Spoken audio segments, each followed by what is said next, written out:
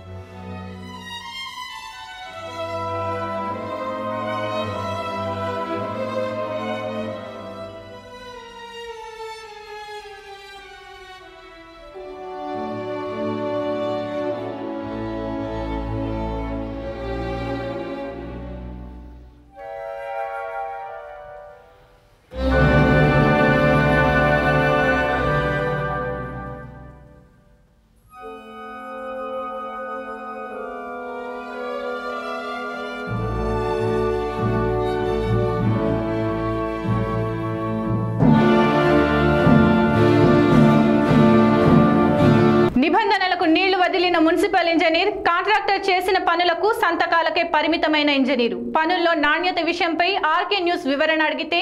work inspector చూసుకుంటారు నాకేం సంబంధం లేనట్లు సమాధానం ప్రొఫెషన్ ప్రకారం సిమెంటు ఇసుక